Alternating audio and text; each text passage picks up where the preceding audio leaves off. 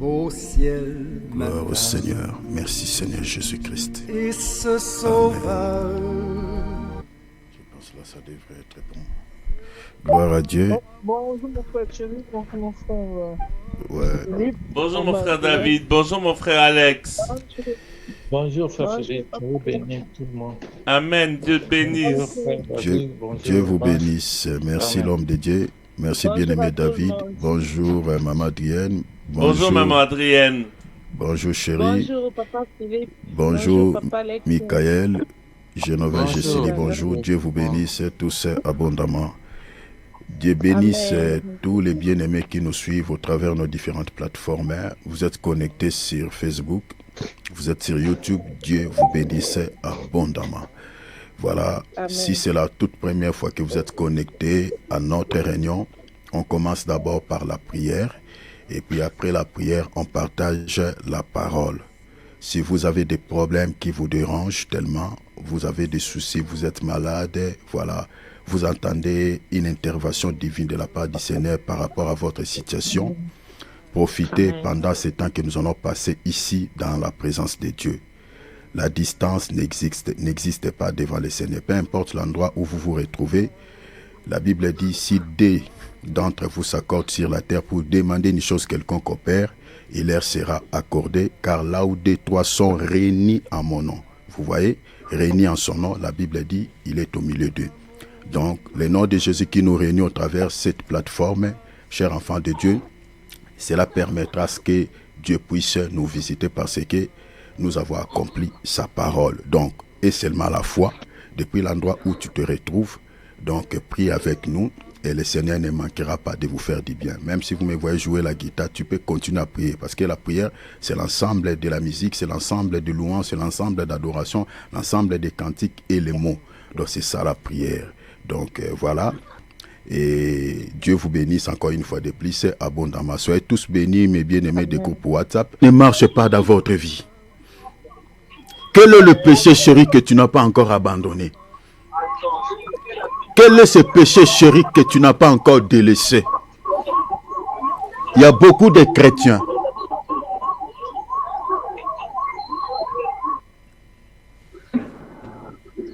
qui vivent dans l'impureté. Je ne vais pas citer chaque péché ici par son nom, mais j'aimerais seulement t'interpeller. Si tu es Pierre, tu te repentiras. Je crois de tout mon cœur, au milieu de nous, il n'y a pas de Judas Iscariote qui ne se repente pas. Lorsqu'il se reproche, lorsqu'il attend dans son cœur, il dit « Waouh, j'ai vendu l'innocent. J'ai trahi le Seigneur par mon comportement. J'ai trahi le Seigneur par mon attitude. Oh, qu'est-ce que j'ai fait? Le Seigneur ne m'a pas fait du mal. Pourquoi trahir le Seigneur jusqu'à ce qu'il soit condamné à la mort? Oh non! Il est allé se pendre. Il est allé, il s'est plongé encore dans les péchés. Il a péché encore doublement. Il s'est laissé entraîner encore par la possession démoniaque. Ne sois pas comme Judas Iscariote. Peu importe le mal que tu as fait au Seigneur, peu importe ce que tu as fait, ce que tu as posé comme acte, ne retourne pas dans le monde, sinon tu vas mourir doublement. Sinon tu vas mourir deux fois. Ton salut, c'est le Seigneur. Celui qui peut te sauver, c'est Jésus. Peu importe le nombre de chutes que tu as fait, reviens au pied de la croix. Reviens au pied du Seigneur. Répands-toi. Fais comme Pierre. Il a régné le Seigneur à trois reprises. La première fois où les coqs avaient chanté, Pierre ne s'est pas repenti. Peut-être toi aussi, la première fois où on a prêché sur la repentance, tu as entendu plusieurs fois, plusieurs reprises, que ceux qui vivent dans des souillures, ceux qui vivent dans l'impureté, ceux qui vivent dans le péché, n'hériteront point le ciel. Ils affligent l'Esprit de Dieu qui est en eux. Mais tu ne t'es pas repenti. Tu as fait pareil comme Pierre. Mais écoute, ce deuxième chant du coq. Et répands-toi. Répands-toi sincèrement. Le Seigneur est tout proche à la porte. Je ne vous mens pas, je vous dis la vérité. Je vous dis la vérité. Répands-toi d'où tu es tombé. Le Seigneur interpelle l'église d'Éphèse. Je connais tes bonnes œuvres. Je connais ta persévérance. Le Seigneur sait que tu es persévérant. Tu ne manques pas au jour du culte. Tu ne manques pas au jour des réunions. Tu es quelqu'un qui est zélé aux choses de Dieu. Mais il y a quelque chose qui ne va pas. Le Seigneur dit, il y a une chose, c'est que tu as abandonné ton premier amour. L'amour envers le Seigneur ne consiste pas par des mots, ne consiste pas seulement en paroles, mais en actes. Les actes que tu poses témoignent que tu aimes le Seigneur. Le Seigneur dit dans sa parole, dans Jean 14, 23 à 24, il dit, celui qui m'aime obéira à ce que je dis. Celui qui m'aime, il gardera ma parole. Est-ce que tu gardes la parole de Dieu dans ton cœur? Est-ce que tu obéis à la parole du Seigneur? Est-ce que tu mets la parole de Dieu en pratique? Ton comportement montre que tu aimes le Seigneur.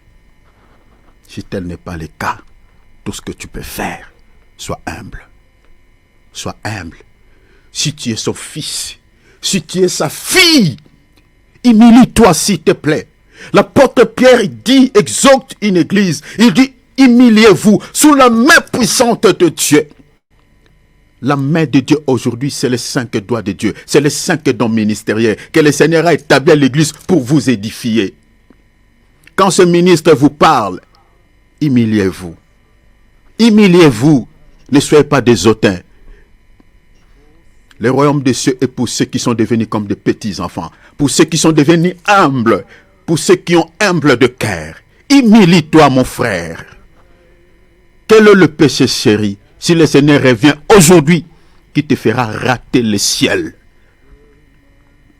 Demande l'aide de Dieu, parce que tout seul tu ne pourras pas, et tu as besoin du soutien du Seigneur. Si tu es chez toi, tu es à la maison, tu es seul, plie tes genoux.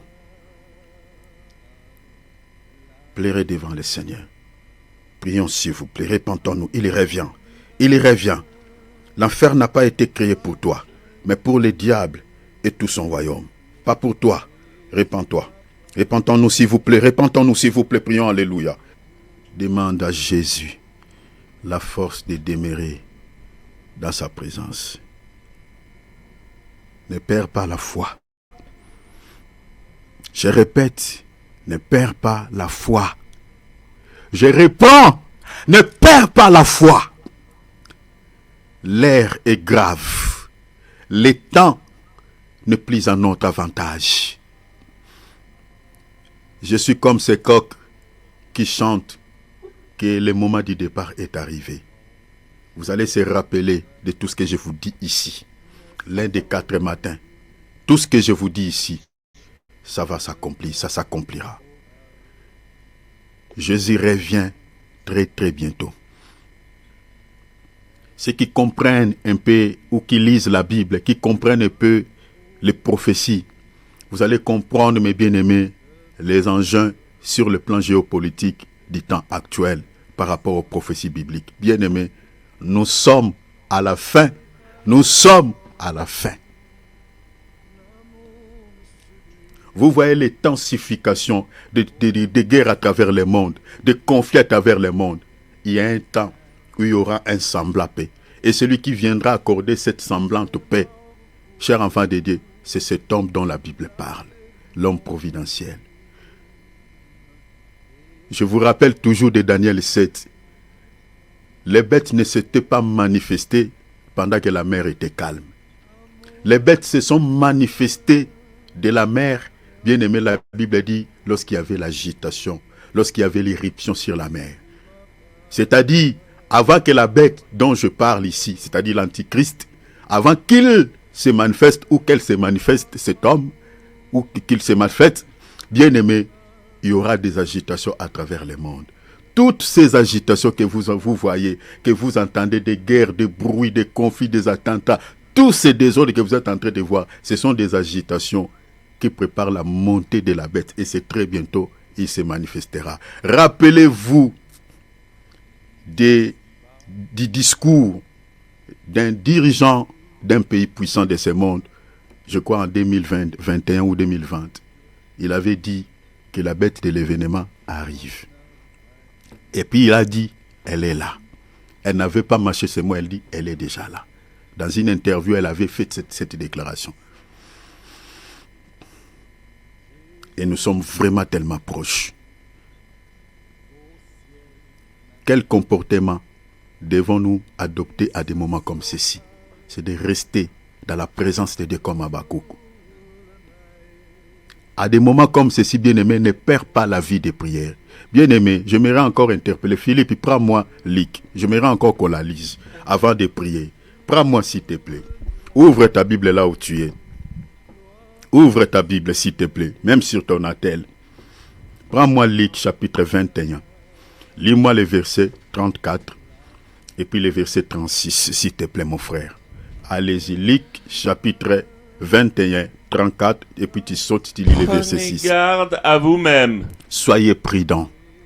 Le Seigneur dit, si vous commencez un peu plus haut, vous allez voir, le Seigneur avait donné des signes précurseurs qui caractérisaient son retour.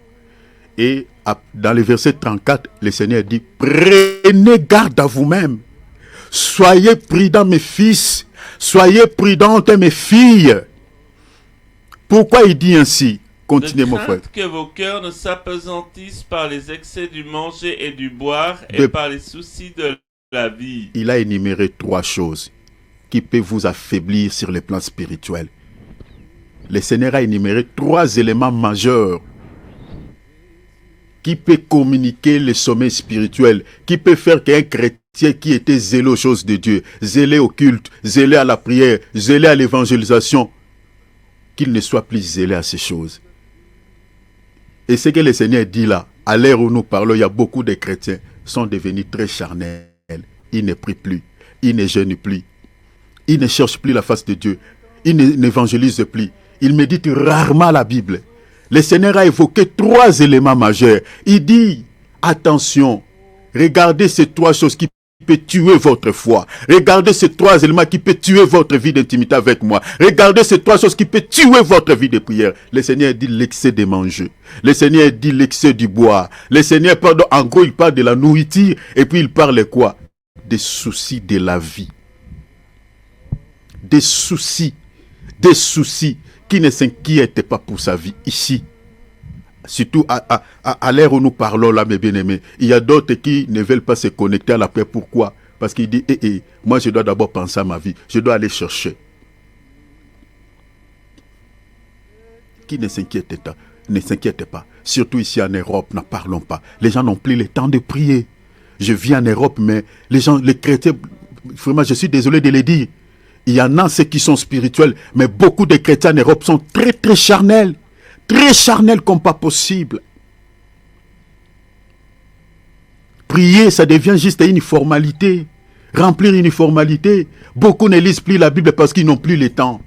Tout le temps, c'est dans le travail. Parce qu'il faut que je construise une maison, il faut que je fasse ceci, il faut tout le temps des projets, jusqu'à ce qu'il va vieillir, il va mourir. Il se rendra compte, Seigneur, qu'est-ce qui m'avait pris? Les soucis de la vie. Les soucis de la vie. Les soucis de la vie. La nourriture, les manger et les boire. Ça tue la foi. Ça tue la vie de prière. Quand on mange trop, on ne gêne pas. Il y a une sorte de la lourdeur qui va s'installer dans votre âme. Beaucoup de chrétiens n'arrivent plus à prier même 1 heure. À cause de quoi? À cause du manger. Cher enfant de Dieu, quand on mange tout le temps et qu'on ne gêne pas, le sommeil spirituel te frappera. Et quand tu es frappé par le sommeil spirituel, cela donnera l'occasion, l'avantage aux sorciers de votre famille, à Satan le diable, de pouvoir venir s'aimer de mauvaises choses. Rappelez-vous, Matthieu 13, il a semé livré pendant que les gens dormaient. Quand on tombe dans le sommeil spirituel, quand on n'a plus la vie de prière, quand on ne cherche plus Dieu, ça donne l'avantage à l'ennemi.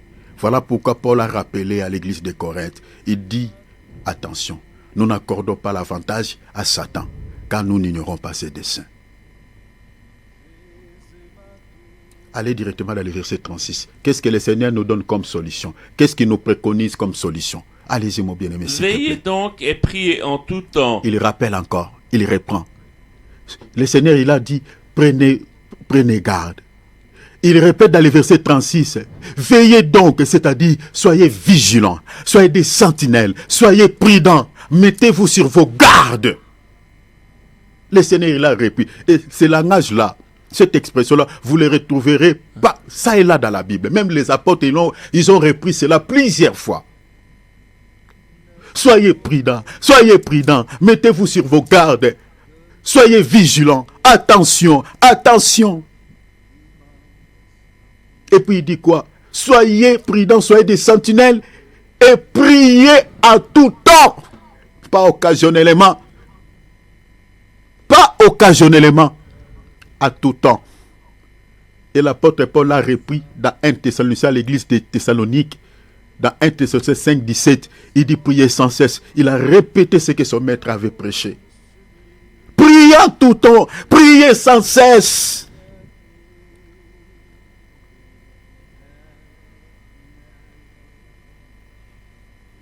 Est-ce que tu as accompli ce qui est dit là-bas?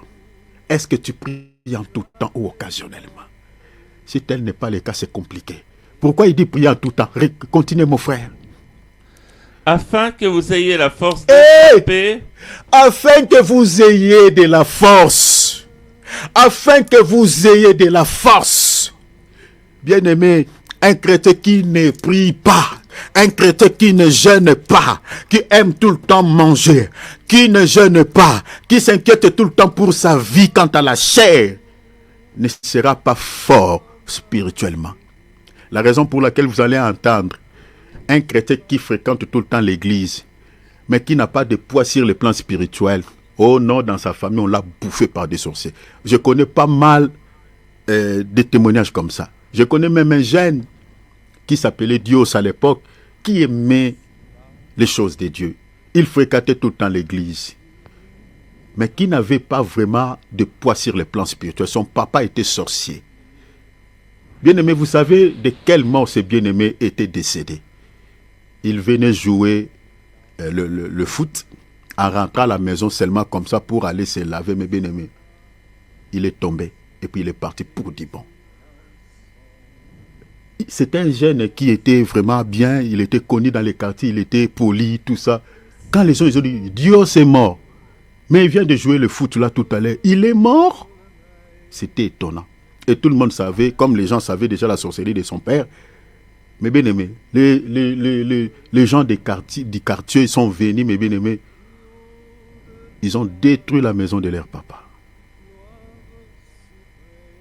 Les pères, on a fait fuir le père. Le corps était là. Bien aimé, un chrétien qui ne prie pas, un chrétien qui ne jeûne pas, sur le plan spirituel, bien aimé, lorsque les sorciers vont te regarder dans leur visère, bien aimé, ils peuvent directement te localiser. Pourquoi? Parce que sur le plan spirituel, ton aura ne brille pas. Ton aura, bien aimé, est dans le noir. Tu n'es pas puissant, tu n'es pas fort. On peut te peser, on peut te balancer comme on balance, mais bien aimé, le ballon. Le Seigneur a dit, ce qui peut vous donner de la force, la prière et le jeûne. Et cela nous permettra, continuez, il y a un petit détail, mon cher frère, s'il te plaît. Il dit, priez en tout temps, afin que vous ayez de la force de s'échapper à tous ceux qui arriveront. De s'échapper à tous ceux qui arriveront. C'est-à-dire tout ce que le diable va injecter dans le monde.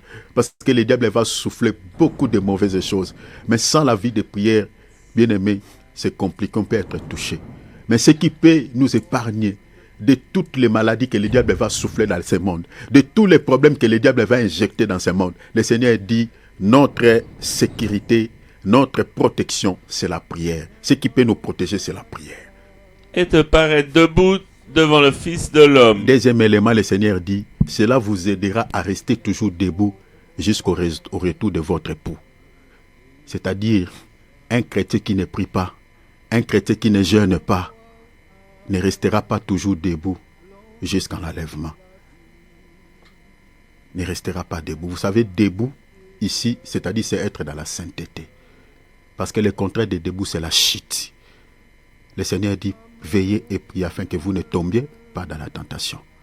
L'apôtre Paul de l'autre côté dit, toi qui crois être debout, prends garde de tomber. Est-ce que vous voyez cela?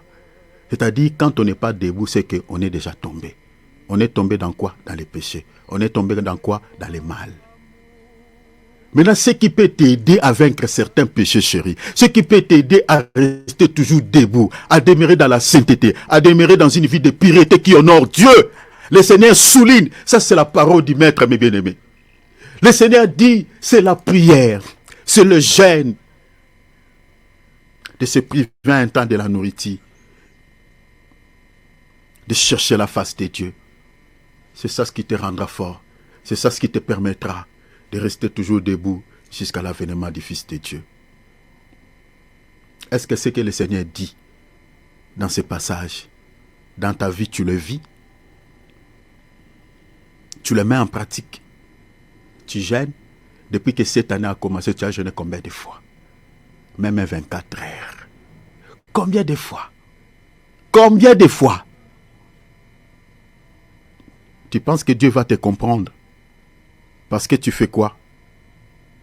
Parce qu'on a toujours tendance de dire que le Seigneur va me comprendre. Il va te comprendre. Tu te trompes. Si ta santé spirituelle, le bilan est largement négatif, tu es mal barré aux yeux de Dieu. Tu es mal barré. Voici la requête. Prie le Seigneur que tu puisses avoir de la force sur le plan spirituel. Beaucoup de chrétiens vivent des liens familiaux, vivent certaines réalités démoniaques de leur famille, tout simplement parce qu'ils sont faibles sur le plan spirituel. Sois fort, devenez fort sur le plan spirituel. Le Seigneur a dit, c'est la prière qui peut te donner de la force. C'est la prière qui te rendra inébranlable face à tes ennemis, face à tes adversaires. Sois fort sur le plan spirituel. Demande l'aide de Dieu. À la manière dont tu as compris cette exhortation, ouvrons nos micros tous ensemble. Demande l'aide de Dieu. Demande l'aide de Dieu. Prie pour les autres. Parce que si tu laisses ton micro fermé, c'est que tu ne pries pas pour l'autre. C'est que tu n'intercèdes pas pour les autres. Il y a les autres qui sont ici. Ils ont besoin d'aide. Ils ont besoin de la prière. Alors intercédons les uns pour les autres. La Bible dit, priez les uns pour les autres afin que vous soyez guéris, afin que vous soyez délivrés. C'est une recommandation de la part du Seigneur. Élevons nos voix tous ensemble en tant qu'enfants de Dieu. Prions, alléluia. Hors d'état de nuire. Nous n'ignorons pas les activités de Satan dans ce monde. Beaucoup de chrétiens ignorent les activités des mondes des ténèbres. Beaucoup de chrétiens pensent que nous sommes déjà au ciel et que le diable n'existe plus. Les sorciers n'existent plus. Oh, bien-aimés, si on ne prie pas, nous sommes en train d'accorder l'avantage à ces derniers. C'est ça ce que Paul dit dans 2 Corinthiens 2, versets 10 à 11. L'apôtre dit, nous n'accordons pas l'avantage à Satan, car nous n'ignorons pas ses desseins. Le diable a des objectifs. Regarde ce qui est dit dans le livre d'Apocalypse. Malheur aux habitants de la terre, car le diable est descendu vers vous, animé d'une grande colère. L'ennemi juré de Satan, c'est l'être humain. Lorsqu'on l'avait précipité vers la terre, la Bible dit, il était animé d'une grande colère, très irrité. Et contre qui? Contre les habitants de la terre. Et vous allez comprendre la colère de l'ennemi, mes bien-aimés, en regardant seulement ce qui se passe dans ce monde. Des guerres, la montée du mal. C'est ça ce qui approuve suffisamment que le diable n'aime pas l'homme, n'aime pas l'être humain. Il détruit tout. Et c'est ça ce qui est dit même dans Jean 10, 10. Il vient pour détruire. Détruire. Il ne construit pas. Il détruit. Même ses propres enfants, il les détruit. Regardez comment les sorciers finissent. Regardez comment les occultistes meurent. Par des accidents, soit par des cancers, par des maladies mystiques. Ils détruisent même ses propres enfants. Lui ne construit pas, il détruit. Et s'il fait ainsi à ses propres enfants, et nous qui ne sommes pas ses enfants, vous pensez qu'il va nous caresser au sens du poil? Chers enfants de Dieu, tant que le diable et tout son royaume, tous ses collaborateurs ne sont pas encore mis en prison, on n'aura pas une paix définitive. Si vous lisez Apocalypse 20, verset 3, la Bible dit quand on va les coffrer dans l'abîme, il y aura une paix véritable partout dans le monde. Lisez Apocalypse 20, verset 3, vous allez voir ça. Il n'y aura plus les péchés. Il n'y aura plus les péchés. Les gens vont détester le mal. Mais tant qu'il sera toujours en liberté, cher enfant de Dieu, il y aura toujours des soucis. Et nous, en tant qu'enfants de Dieu, le Seigneur, dans son enseignement dans la prière de notre Père, il avait souligné cela. Il a dit, quand vous êtes en train de prier, demande au Père, délivre-nous du malin. Qui est le malin? C'est lui. Le Seigneur l'a souligné dans son enseignement. Donc chaque fois quand tu pries, il faut demander la délivrance au Père. Seigneur, délivre-nous du malin. Seigneur, délivre-nous du malin. Parce que le malin existait. Alors demande au Père qui te délivre du malin. Le malin dont je parle, je ne parle pas seulement de cet ange déchu. Mais dans votre famille, dans la famille où tu es né, le diable, il a ses collaborateurs, il a ses agents. Le diable te connaît par ces agents-là. Cet oncle-là, cette tante-là. Peut-être ton père, peut-être ta mère. Il te connaît par lui. Parce que c'est lui qui donne tes informations, tout ce que tu fais dans la vie au monde des ténèbres. Il dit non, il veut se marier. Oh non, il a trouvé un bon travail. Et le diable dit bon, il faut casser tout ça. Et qu'est-ce que tu vas faire? Il faut l'injecter une maladie, il faut faire ceci, il faut affaiblir sa vie de prière. Attention, le diable travaille tous les jours. Parce qu'il sait qu'il a peu de temps. Lui, il a même la notion du temps, mais sauf que les chrétiens n'ont pas la notion du temps pour savoir quelle heure sommes-nous dans l'horloge de Dieu. Alors prie, renversons, mettons hors d'état de nuit tous ces stratagèmes, tout ce que le Père n'a pas planté dans votre vie soit déraciné et jeté au feu. Rugis comme le lion parce que ton Père est le lion de la tribu de Juda. Élève ta voix comme une trompette, cassez, renversez sans dessus-dessous tout ce que le diable a élevé contre ta vie. Que le feu de Dieu le localise et le détruise. Élevons nos voix pendant 5 minutes avant de passer au message. Prions Jésus, que nous avons ainsi prié. Acclamons le Seigneur. Bénissons le roi des rois. Donnons-lui gloire par les acclamations. Alléluia. Alléluia. Gloire à Dieu, gloire à Dieu. Que Dieu vous bénisse abondamment, chers enfants de Dieu.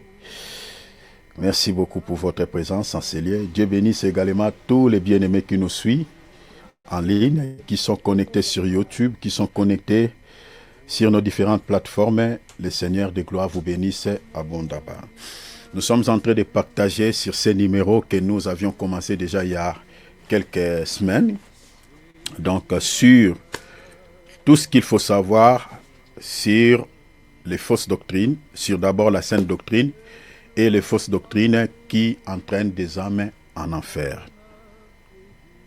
Les fausses doctrines ne sauvent pas. Les fausses doctrines conduisent des milliers d'âmes en enfer. À l'ère où nous parlons, il y a des chrétiens qui priaient dans des églises où les fausses doctrines sont prêchées, qui nous ont précédés dans l'au-delà. Ces chrétiens-là se posent énormément de questions dans l'au-delà. Ils disent, Seigneur, je croyais que j'étais dans une bonne église. Je croyais que mon pasteur était un vrai prophète. Oh Seigneur, pourquoi je me retrouve ici? Moi, j'étais sincère envers toi. Je priais, je croyais que je priais vraiment dans une bonne église. Je croyais que je priais le véritable Dieu. Seigneur, pourquoi je me retrouve en enfer? Pourquoi je me retrouve, Seigneur, dans le Sheol? Parce qu'il y a des chrétiens qui pensent que voilà, si mon pasteur est un faux prophète, et voilà, moi, je ne viens pas pour lui, moi je viens prier le Seigneur. Tu te trompes. Tu te trompes. Les salis passent par la connaissance. Les salis, je le répète ici, les salis passent par la connaissance de la parole. Sur l'évangile, regardez, mon frère Philippe, on commence déjà. Prends-moi Éphésiens. Je crois que c'est l'Éphésiens chapitre 23. Regarde, hein. Ici, les pharisiens, ce sont des enseignants. Et les scribes, ce sont des docteurs de la loi, les docteurs de la parole. Ils prêchaient la parole. Regardez ce que le Seigneur dit par rapport aux pharisiens. Donc, dans quelle écriture? L'évangile de Matthieu, chapitre 23. Ah, Matthieu. Tu avais parlé d'Éphésiens. Non, désolé. Prenez Matthieu, chapitre... lisez le verset 13. Matthieu 23, 13. Qu'est-ce que le Seigneur dit? Regarde, hein. Parce qu'il y a des chrétiens qui disent, moi, même si notre pasteur est un faux prophète, moi je ne viens pas prier, pour lui. Moi je viens prier le Seigneur. Tu viens prier le Seigneur, mais l'évangile qu'il te donne, l'évangile que tu écoutes dans cette église-là ne te sauvera pas. Malheur à vous, regarde, attendez mon bien-aimé, je vais commenter un tout petit peu mon bien-aimé Philippe parce qu'on prêche ensemble. Regarde ici, le Seigneur est en train de s'adresser à la foule. Parce que si vous commencez au premier verset, les gens qui étaient en face, il y avait des milliers de gens qui étaient en face du Seigneur. Et le Seigneur était en train de leur dire au sujet des pharisiens, c'est-à-dire de leurs prédicateurs, de leurs prophètes, de leurs enseignants. Regarde ce que le Seigneur dit au sujet des gens qui leur prêchaient la parole. Allez-y mon frère. Malheur à vous, scribes et pharisiens hypocrites. D'abord, avant de lire les versets 13, pour que les bien-aimés comprennent qu'en face du Seigneur, il y avait la foule, commencez au verset 1er, s'il te plaît. Alors Jésus, parlant à la foule et à ses disciples, dit... Est-ce que vous voyez? Donc, devant le Seigneur, il y avait une foule immense et ses disciples aussi étaient là. Et là, le Seigneur est en train de s'adresser à la foule et à ses disciples. Et il y avait quelques pharisiens qui étaient aussi camouflés dans cette foule. Et le Seigneur est en train de leur lancer des pierres. Allez maintenant dans le verset 13. Malheur à vous, scribes et pharisiens hypocrites. Qui étaient scribes et pharisiens? Qui étaient scribes et pharisiens? C'était des docteurs de la loi. Allez toujours dans l'évangile de Jean, chapitre 3, verset 1er jusqu'au verset 3. C'était des docteurs de la loi. C'était des enseignants de la parole.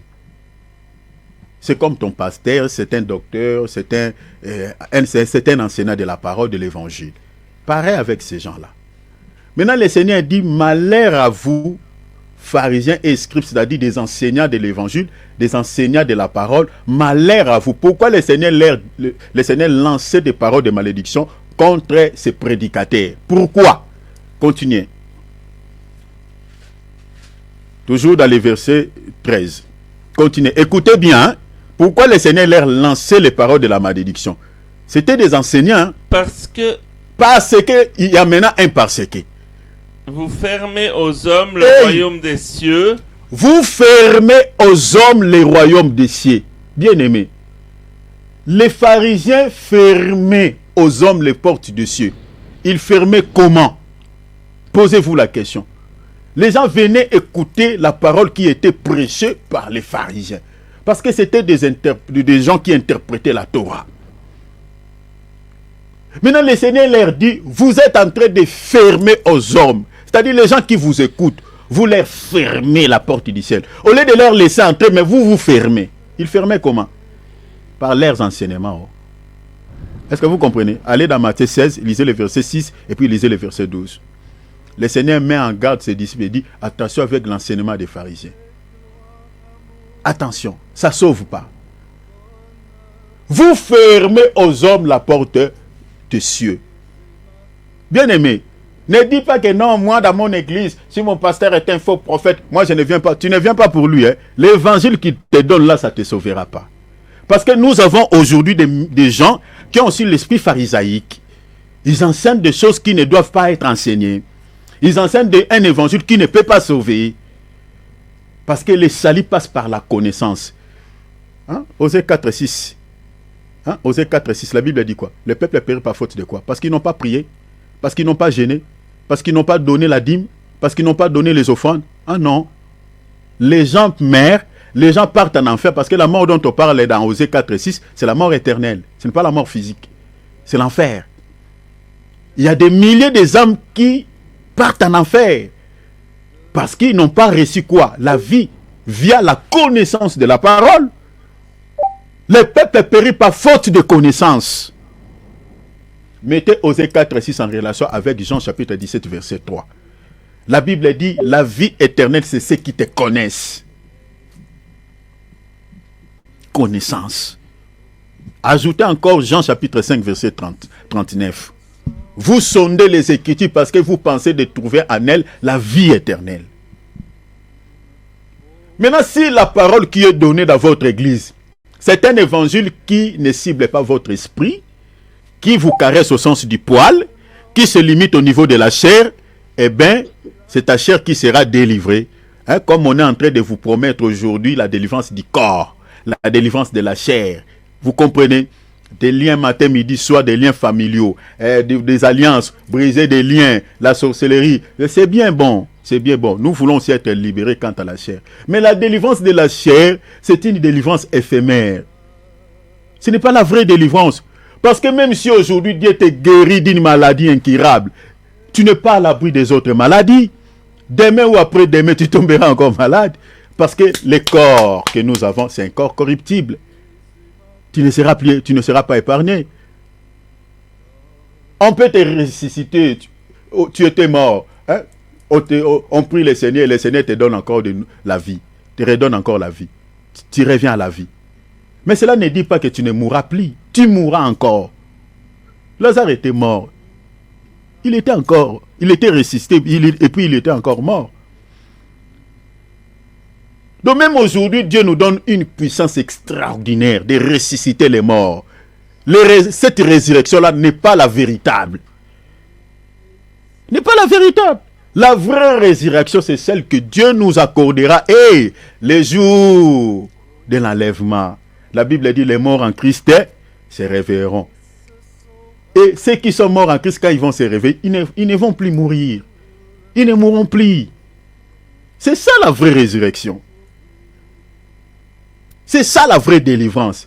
Toutes les délivrances que vous entendez à gauche et à droite. Parce qu'aujourd'hui, nous avons des chrétiens qui aiment entendre cela. Oh, là-bas, il y a un prophète puissant. C'est bien, c'est bien. Après avoir délivré de la chair, est-ce que ton âme est délivrée?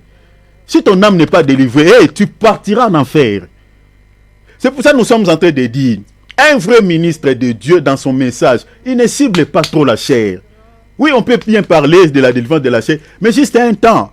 Mais l'objectif, je peux dire, ce qui est primo, ce qui est indispensable, essentiel à tout ministre de Dieu, quand tu le prêches, c'est de cibler l'âme.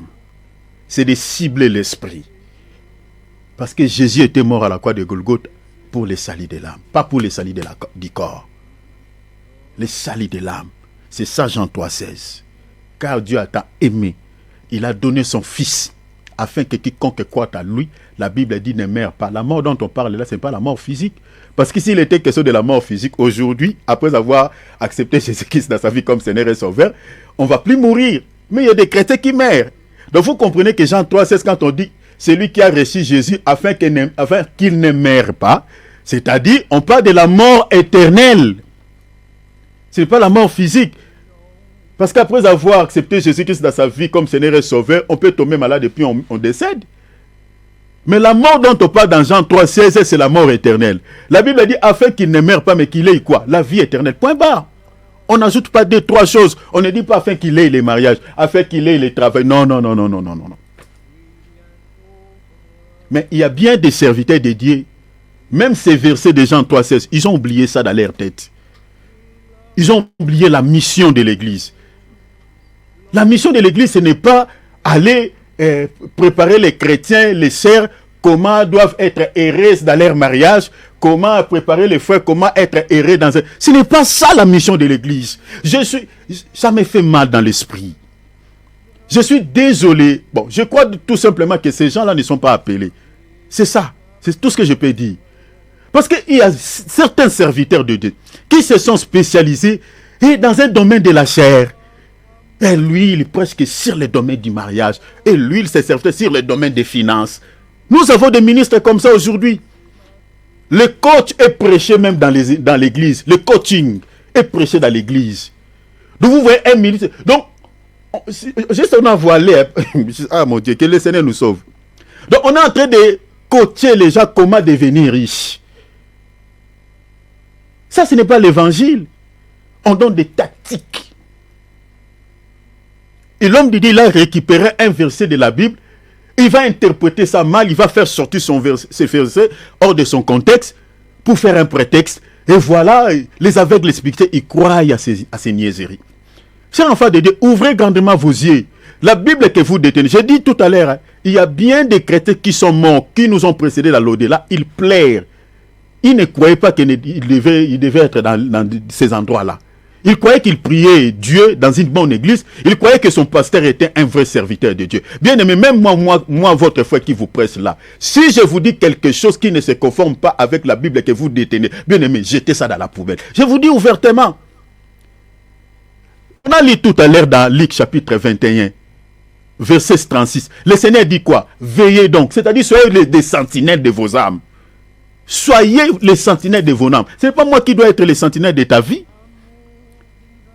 Mais nous avons des chrétiens sentimentaux qui ont des sentiments très très charnels. Ils sont prêts à se battre pour leur pasteur et non pour le Seigneur Jésus-Christ. Ça m'étonne, ça m'étonne. Aujourd'hui, si vous critiquez leurs prophètes, ils peuvent te maudire en public comme ça. Osez seulement de critiquer par exemple Branham, prophète Branham. Tu peux parler du mal contre Jésus, ils ne te feront rien. Mais touche à leurs prophètes. C'est là où vous allez comprendre que, bien aimé, c'est triste. C'est triste, c'est très triste. Essayez de critiquer. Moi, je fais des choses en guise de cause. Hein. Je faisais beaucoup de débats avec un frère qui était branhamiste. Mais un jour, quand j'ai critiqué, j'ai essayé de critiquer seulement leurs prophètes. Les frères m'ont lancé des paroles de malédiction.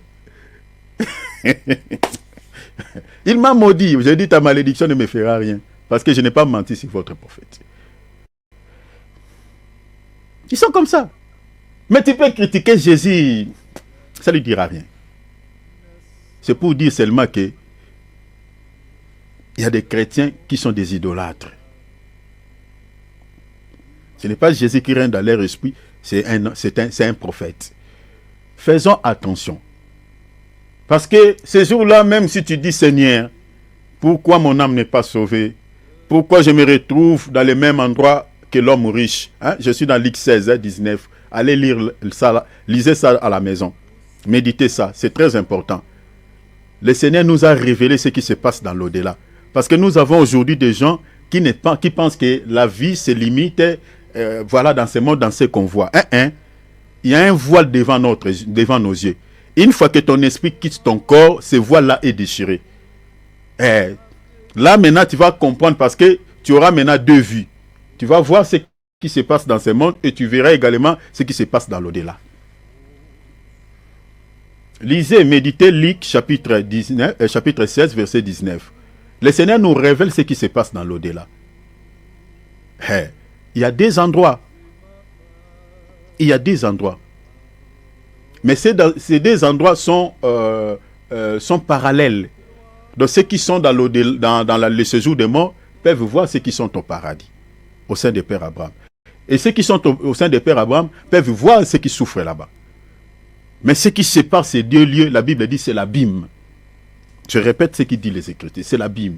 Donc c'est-à-dire c'est un trou profond, c'est-à-dire celui qui est de l'autre côté ne peut pas traverser de l'autre rive. Mais maintenant, qu'est-ce que le Seigneur dit là-bas? C'est-à-dire, c'est dès ce moment, parce qu'il y avait un homme de son vivant, n'avait pas fait un bon choix de choisir Christ dans sa vie comme Seigneur et Sauveur. Il a vécu dans une vie de volupté, dans une vie voilà, de péché en outrance. Peut-être toi, tu te retrouves dans cette même vie. Tu me suis sur Facebook, tu me suis sur YouTube. Tout ce que je te demande, Dieu ne te condamne pas par rapport à tes nombreux péchés. Mais tout ce que le Seigneur te demande, de se repentir. Parce que le Seigneur ne tient pas compte autant d'ignorance. Mais dès l'instant où tu as écouté cette vérité, le Seigneur sait maintenant que tu as la connaissance. Et tout ce que tu peux faire, tu dois te repentir et revenir au pied du Seigneur. Revenir au pied du Seigneur. Répands-toi. Cet homme-là avait fait un mauvais choix. Il n'avait pas choisi le Seigneur comme chemin de son vivant. Il a choisi le mal. Il a choisi le monde. Il a choisi l'ennemi. Et quand il est décédé, la Bible dit quoi? Il était précipité dans le séjour des morts. Et c'est là où il avait commencé son éternité, mais dans quel état? Dans la souffrance. Chers enfants de Dieu, la vie de l'homme sur la terre est tellement courte. Même si le Seigneur te donne une longue vie, ça ne sera pas plus de 50 ans. Non. Donc tous les efforts que nous sommes en train de déployer dans ce monde, on travaille 24 heures sur 24. Nous sommes en train de fournir beaucoup d'efforts pour avoir les sous, de l'argent, pour construire des maisons, acheter de nouvelles voitures. Voilà, nous sommes en train de se poumonner tellement. Bien aimé, c'est pour combien de temps? C'est pour cela que Salomon a dit tout est vanité. C'est pour combien de temps? Calculez l'âge que tu as aujourd'hui, mon frère, ma soeur. Sachez-le que tu ne dépasseras pas ça 50 ans. Jamais. Si c'est beaucoup, que Dieu te donne vraiment une longue durée dans la vie, c'est-à-dire c'est 100 ans. Maintenant, tu as combien? Peut-être tu as 40, tu as 50. Et si tu arrives aussi à 100 ans, c'est que Dieu t'a vraiment protégé. Parce qu'il y a d'autres qui meurent aussi à l'âge flair. Mais les gens ne préparent pas leur éternité. Vous êtes en train de préparer votre vie, vous êtes en train de se poumonner pour votre vie quant à la chair, et pour votre vie spirituelle, pour votre éternité. Qu'est-ce que tu fais? Qu'est-ce que tu prépares pour ton éternité? Je dis, lisez Luc 21, Luc 16, 19. Il y a deux éternités. L'une, c'est dans la souffrance, et l'autre, c'est dans la paix. C'est maintenant. Si tu veux s'échapper de la souffrance éternelle, c'est d'accepter Jésus-Christ dans votre vie comme Seigneur et Sauveur. Jésus, acceptez-le dans votre vie comme Seigneur et Sauveur. Fais juste cette démarche et abandonne le péché. Le péché, c'est-à-dire, c'est tout ce qui transgresse la parole de Dieu. L'impudicité, les mensonges, le vol, voilà, toute cette vie-là. Tu es marié, mais tu trompes ta femme. C'est ça le péché, l'adultère. C'est condamnable. Tu es marié, mais tu trompes ton mari. C'est condamnable. Si tu meurs dans cet état, tu vas descendre comme l'homme riche. Tu ne seras pas accueilli par un ange, mais tu descendras dans le séjour des morts. Lazare était accueilli par les anges. Les anges sont venus l'accueillir. Et Lazare, notre bien-aimé, entre dans la gloire. Mais l'homme riche, lorsqu'il est décédé, parce qu'il était mort dans les péchés, la Bible dit qu'il est descendu dans le séjour des morts. Toi, ça sera pareil. Dans les faits. Donc, le Seigneur te tend la main. Saisis la main du Seigneur via cet évangile. Répands-toi. Arrêtez de tromper ton mari. Arrêtez de tromper ta femme. L'adultère. Tu penses que ça va, voilà, tu vas continuer à vivre. Non, non, non, non. Tu ne connais pas le jour de ta mort. Tu ne connais pas. Tu ne connais pas. J'ai toujours dit aux enfants de Dieu, même si le Seigneur tarde à venir, mais Jésus peut revenir bientôt dans la vie de tout celui qui est mort. Pour lui, Jésus est revenu. Parce que physiquement, il ne se réveillera plus. Faisons attention. Mettons nos vies en ordre. Mets ton orgueil à côté. Sois humble devant le Seigneur. Écoute la parole avec humble de cœur. Parce que le royaume des cieux est pour ceux qui sont devenus humbles, ceux qui sont devenus comme des petits enfants. Les fausses doctrines ne sauvent pas. Si vous êtes dans une église, vous écoutez mal la parole de Dieu. Un évangile qui vous touche seulement au niveau de la chair, qui vous caresse au sens du poil, et que cela ne touche pas votre âme, vous n'avez pas la vie. Je vous dis la vérité. Et c'est par là que vous pouvez comprendre directement, connaître directement que si votre pasteur est un vrai serviteur ou est un mauvais. Si vous êtes en face d'un serviteur de Dieu qui vous prêche un évangile, vérifiez bien ce que je vous dis. Je vous en supplie. Si vous êtes en face d'un serviteur de Dieu qui vous donne un évangile, bien aimé, enlevons des sentiments. Parce que les faux prophètes, ce ne sont pas des extraterrestres. Ce sont des gens normaux, nés d'une femme, d'un père et d'un père. Ce sont des gens qui nous saluent gentiment, ouais, qui nous font des beaux sourires. Ce sont ces gens-là. Alors, vérifiez ce qu'ils vous donnent comme enseignement. Si vous voyez que son message se limite au niveau de la chair, ne ciblez pas votre âme, bien-aimé, et que chaque fois quand il prêche, il ne prêche qu'un évangile qui se limite au niveau de la chair. C'est un faux prophète. Ne vous posez pas d'étoiles. N'allez même pas déranger Dieu dans la prière. Seigneur, montre-moi, révèle-moi, est-ce que mon pasteur est un vrai serviteur ou est un faux prophète? Vérifiez seulement son message. Si c'est un évangile, je répète, je reprends encore, qui ne se limite qu'au niveau de la chair. Quand je parle de la chair, c'est-à-dire tout ce qui est matériel, tout ce qu'on peut toucher. S'il n'est presque les choses de ce monde, il ne se limite que sur sur un évangile à caractère dissocial, voilà un évangile à caractère de la terre. C'est un faux prophète. Et tout ce que vous pouvez faire, quittez cette église. Retournez à la maison et prie le Seigneur qu'il te montre là où tu peux aller prier. Parce que, j'avais dit ici, les fausses églises, les fausses confessions religieuses sont tellement nombreuses que des bonnes églises.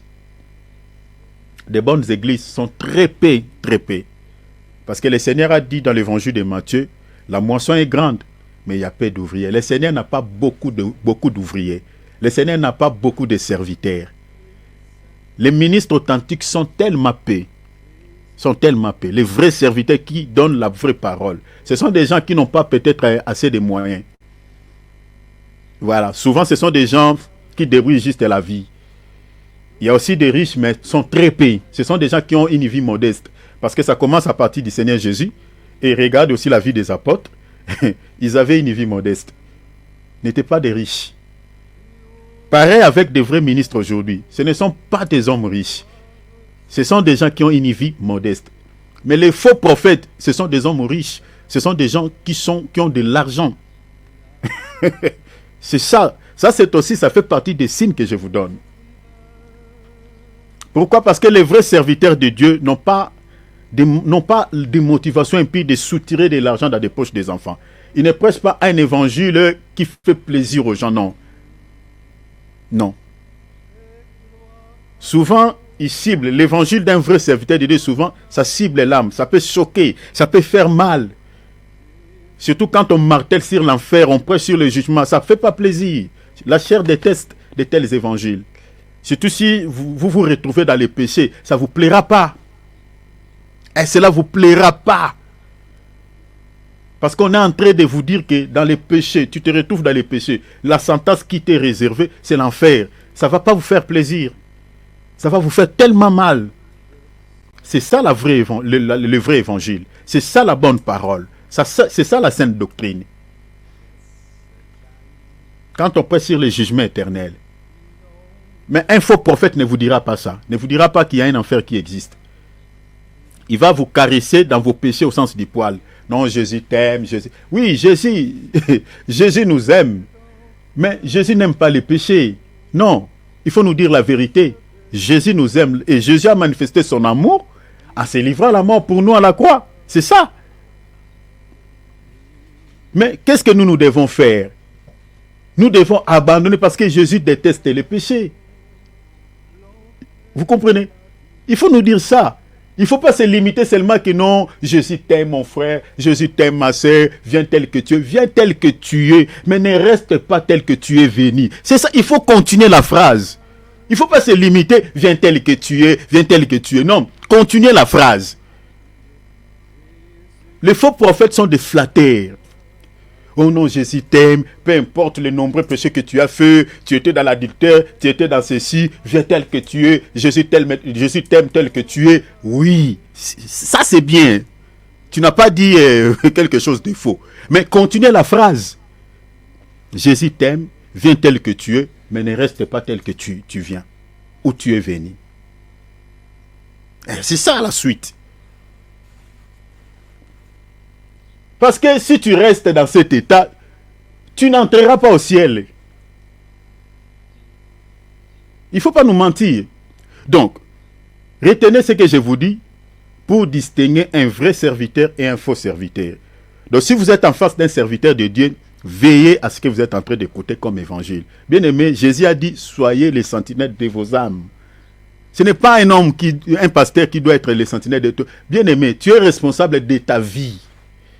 La vie dont je parle, la vie éternelle, ou ta vie en enfer, tu es responsable. Donc c'est à toi de choisir. Où passeras-tu ton éternité, en enfer ou auprès de Dieu?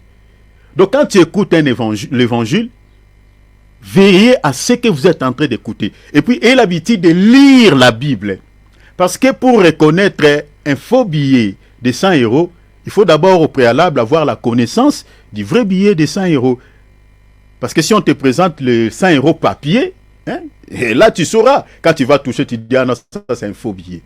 Donc c'est-à-dire, pour comprendre un faux enseignement, il faut d'abord avoir la vraie connaissance, le vrai enseignement. Donc ayez l'habitude de lire la Bible. Parce que les chrétiens qui priaient dans les églises des faux prophètes et qui sont morts, nous ont précédés dans l'au-delà, ils plaident. Ils disent, Seigneur, mais moi je croyais que je priais dans une bonne église. Je croyais que mon pasteur était un vrai prophète. Seigneur, pourquoi ne peut pas comprendre cela? Pourquoi je me retrouve en enfer? Je souffre, Seigneur. Je t'ai servi dans mon église. Je balayais l'église. Seigneur, je chantais à la chorale. Seigneur, regardez tous ces sacrifices. Tu n'as pas tenu compte de cela, Seigneur. Moi, je croyais que je priais dans une bonne église. Je croyais que mon pasteur était un vrai prophète. Le Seigneur dit, tu avais la Bible. Pourquoi tu ne méditais pas ta Bible? Vous êtes responsable de votre vie éternelle. Parce que Josué 1,8, il dit quoi? Que ce livre de la loi ne s'éloigne point de ta bouche. Qu'est-ce que le Seigneur dit? Médite-les.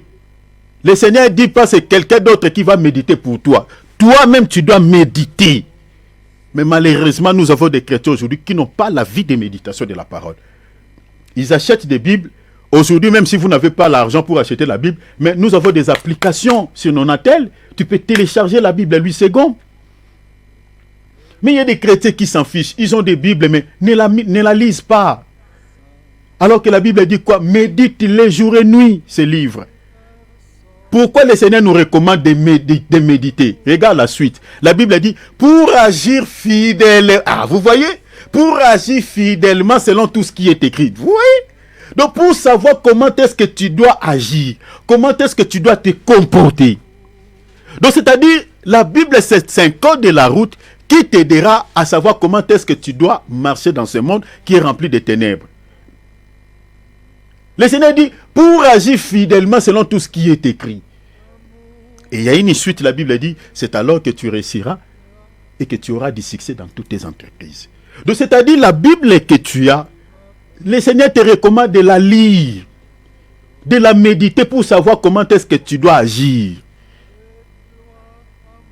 Donc les chrétiens qui sont morts, qui n'ont pas écouté la bonne parole, qui négligeaient la méditation et qui nous ont précédés dans l'au-delà, ils regrettent. Le Seigneur leur dit, vous avez des Bibles, tu avais la Bible, pourquoi tu ne la méditais pas? Donc tu es responsable, tu es la sentinelle de ton âme. J'ai fait ma part. Alors, je vous donne quelques exemples des fausses doctrines qui étaient d'abord à l'époque du Seigneur. Vous allez voir que ça commence par aujourd'hui. Donc même à l'époque de Jésus, mon frère Philippe, prends-moi déjà Matthieu 22, 23, et puis on va lire le verset 29. On va sauter.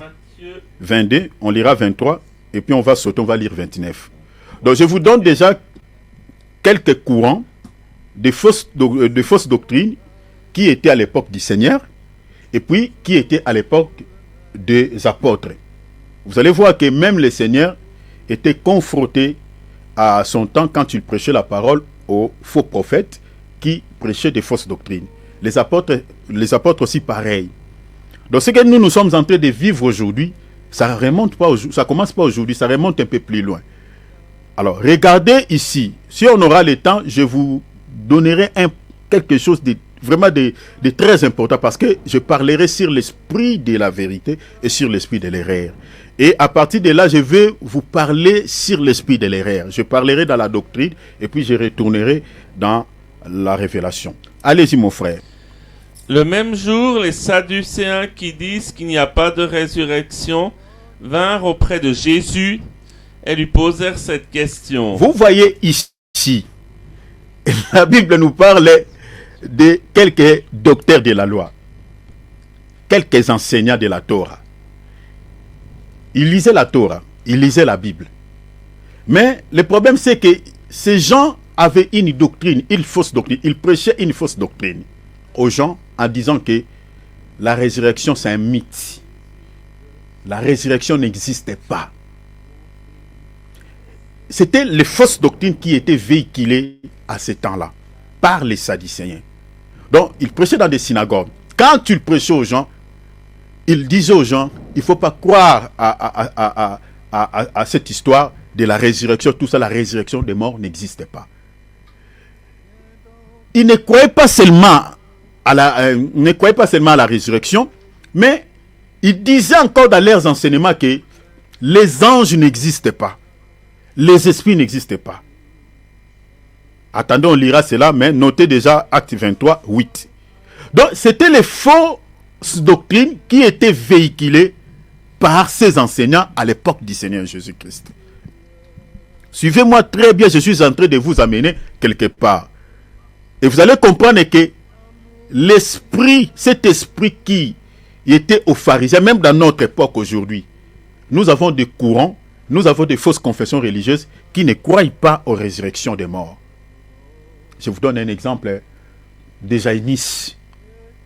Vous comprenez? Les jaïnistes, il y en a, je crois, des jaïnistes et puis il y a, je crois, des bouddhistes et tout ça. Chez nous, par exemple, au Congo, les gens de l'église des Noirs, et ils croient à l'incarnation et non à la résurrection des morts. Nous avons certaines confessions religieuses qui croient à l'incarnation. C'est-à-dire quand quelqu'un meurt, c'est-à-dire il peut devenir autre chose, peut-être un lézard ou peut-être voilà un corbeau. Voilà, ils croient à cela. Les gens de l'église des églises des Noirs, chez nous au Congo, ils croient comme ça. Et c'est ça l'esprit, c'est-à-dire qui était chez les Sadducéens. Ils ne croient pas à la résurrection des morts. Maintenant, ils viennent vers Jésus, ils disent quoi? Allez-y, mon frère. Maître, Moïse a dit, si quelqu'un Non, meurt... verset 29. Ah, je suis direct au 29. Jésus leur répondit, vous êtes dans l'erreur parce que vous ne comprenez ni les Écritures, ni la puissance de Dieu. Est-ce que vous avez vu? Puisqu'ils ne croient pas à la résurrection, le Seigneur a dit, vous êtes dans l'erreur. C'est là où je vous parlerai de l'esprit de l'erreur. Mais, entendez un tout petit peu. Vous allez comprendre que cet esprit aujourd'hui touche pas mal de serviteurs de Dieu. Touche pas mal de prophètes que nous avons dans notre temps qui prêchent la parole, entre guillemets, dans nos assemblées locales. Donc, quand quelqu'un ne comprenne pas les Écritures, c'est-à-dire l'esprit qui fait qu'ils ne comprennent pas les Écritures, c'est l'esprit de l'erreur. Soulignez cela bien. Je parle de l'esprit de l'erreur. L'esprit de l'erreur, c'est-à-dire, c'est un esprit démoniaque qui fait que, bien aimé, même toi, en tant qu'enfant de Dieu, quand tu lis la Bible et que tu ne la comprennes pas, attention, il faut prier Dieu. Parce que l'esprit de l'erreur, l'esprit de l'aveuglement, c'est-à-dire ton esprit est aveuglé. Donc tu peux lire, mais parce que nous avons des chrétiens qui ont fait des temps et des temps dans la foi, mais qui ont des mal à lire la Bible et de tirer une leçon spirituelle dans un passage biblique.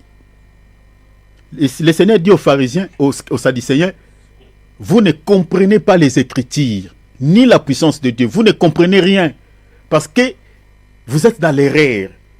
Or, l'erreur dont le Seigneur parle ici, ce n'est pas l'erreur humaine, hein, au sens littéral, au sens courant du terme, non. Parce que si vous lisez dans la Bible, quelque part dans l'Épître de 1 Jean, je vous donnerai tout à l'heure les passages, Jean parle de l'esprit de la vérité et de l'esprit de l'erreur. Tout à l'heure, on verra. Mais allons dans Actes, chapitre 22. Suivez-moi très bien, je nous amène quelque part. Actes, chapitre 23, verset 8. Notez, Actes 23, verset 8.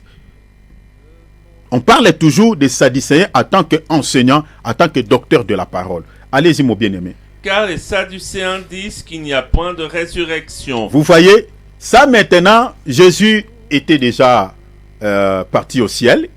Les apôtres étaient restés, ils ont continué la mission du Seigneur. Maintenant, les apôtres étaient aussi confrontés à ces courants.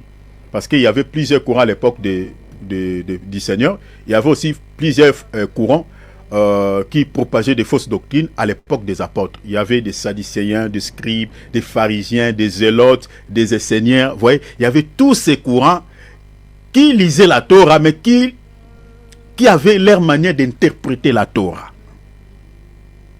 Vous voyez, et ils interprétaient très très mal la parole de Dieu. Donc les Seigneurs étaient confrontés à ce courant, les apôtres également. Et ça, c'est à l'époque de Paul. Donc les Sadducéens, la Bible dit quoi? Qui niaient carrément, qui refusaient, qui ne croyaient pas au fait à la résurrection des morts. Et la Bible dit encore quoi? Et qui n'existe ni ange ni esprit. Ils niaient carrément l'existence des anges et des esprits. Donc ce que la Bible dit ici, c'était une fausse doctrine que ces gens propageaient dans des synagogues. Parce que c'était des enseignants. Et c'est comme ça qu'ils prêchaient dans leurs synagogues, dans leurs assemblées locales. Ils disaient aux gens, il ne faut pas croire à ces bêtises. La résurrection des morts n'existait pas.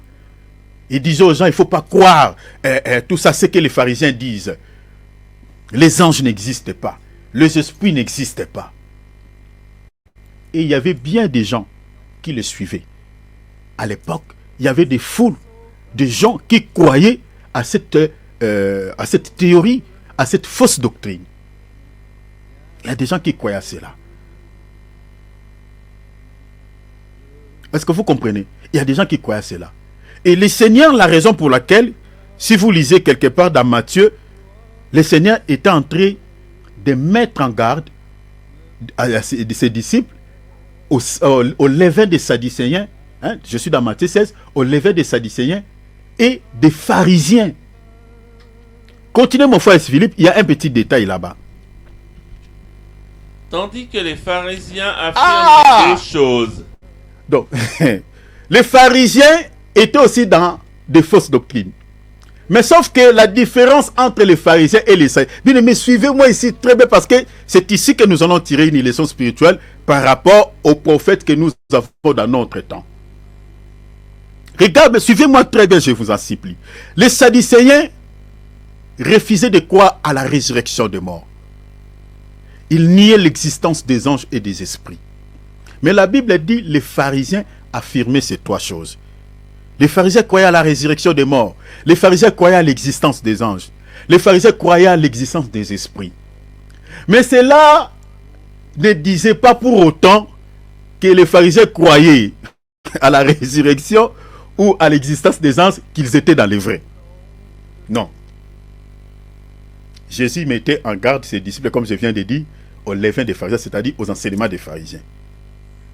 Bien qu'ils croyaient à la résurrection des morts, parce que dans les synagogues, les pharisiens prêchaient aux gens, il ne faut pas suivre les Sadducéens, la résurrection des morts existe.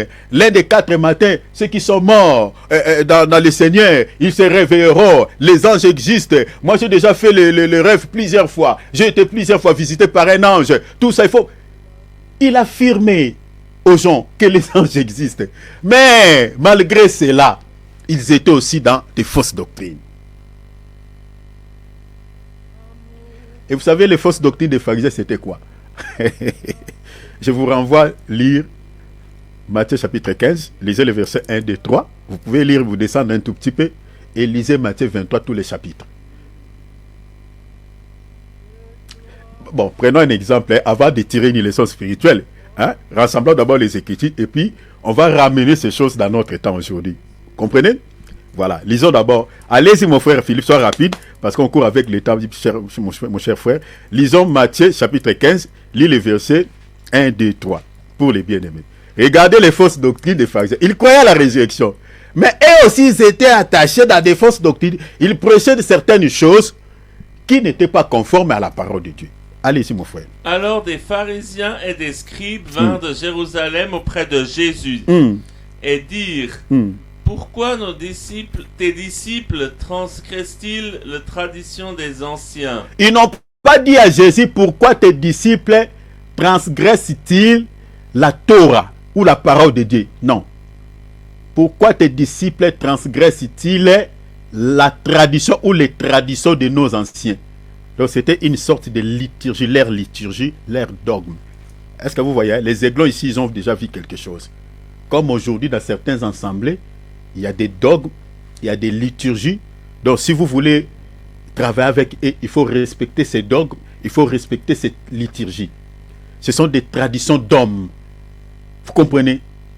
Ce sont des traditions d'hommes. Continuez, mon frère. Pourquoi transgressent-ils? Ok, continuez. Car ils ne se lavent pas les mains quand ils prennent le repas. Vous voyez, c'était les lavages de mains, leur tradition. C'était les lavages de coupe. Vous comprenez? Il y avait plusieurs et tant d'autres choses. Allez maintenant dans les versets 6 et 7. Regarde ce que Jésus dit. Vous annulez ainsi la parole de Dieu au profit de votre tradition. Le Seigneur leur dit. Déjà, il y a un détail, mon frère Philippe, pardon. Retournez dans les versets 3, il y a un petit détail avant de lire les versets 6. Allez là-bas, s'il te plaît, mon frère. Il leur répondit... Jésus leur répondit, voilà, c'est ça ce que je cherche. Il leur répondit quoi? Pourquoi transgressez-vous le commandement de Dieu au profit de votre tradition? Le Seigneur leur dit, pourquoi transgressez-vous? Vous voyez, le commandement de Dieu, la parole du Seigneur, au profit de vos traditions. Ce que le Seigneur dit là, mes bien-aimés, c'est ça ce qu'on vit aujourd'hui dans certaines églises communautaires. Vous pouvez transgresser la parole de Dieu, ça ne leur dira rien. Mais ne touchez pas à leurs dogmes. Ne touchez pas à leur liturgie. Si vous touchez là-bas, on te fout dehors. Ils sont prêts à tout quand vous touchez leur dogme, quand vous touchez leur liturgie. Tu peux toucher la parole de Dieu, tu peux mal interpréter la parole de Dieu, tu peux faire n'importe quoi avec les Écritures. Ça ne leur touche pas. Mais leur dogme, leur liturgie est avant tout plus que la parole de Dieu. Est mise en avant plus que la parole de Dieu.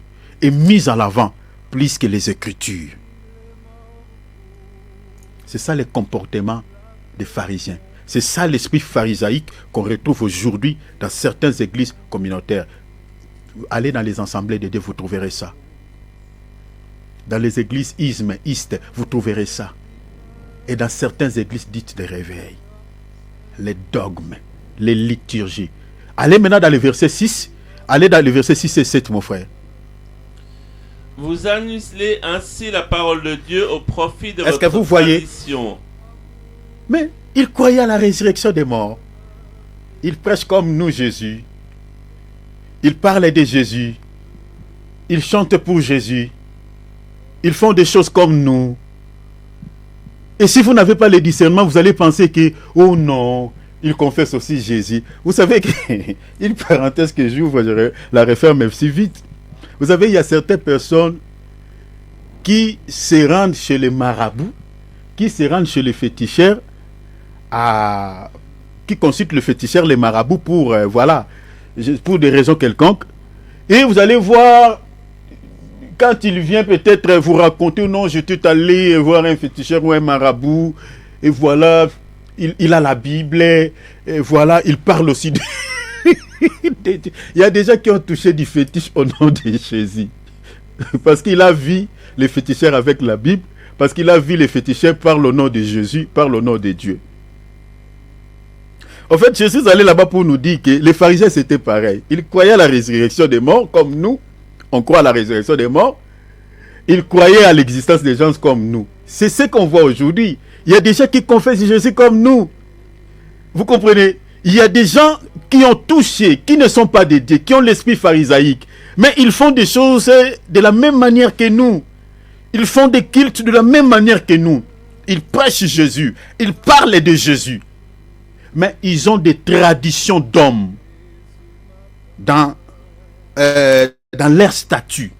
C'est-à-dire, si vous allez travailler avec eux, ils vont te présenter non premièrement la parole, mais ils vont te présenter d'abord ces traditions-là. Et continuez mon frère, continuez. Il y a Jésus a dit quelque chose là-bas. Continuez. Hypocrite, Ésaïe a bien prophétisé sur vous quand il dit. Ésaïe a prophétisé sur vous quand il dit. Il disait quoi? Ce peuple m'honore des lèvres, mais lèvres. son cœur est éloigné de moi. Leur cœur est éloigné de moi. Continuez, verset 9. Prends directement verset 9. C'est en vain qu'il m'honore, en enseignant des préceptes qui sont des commandements d'hommes. Oh, vous voyez? Des préceptes, des commandements qui sont des commandements d'hommes.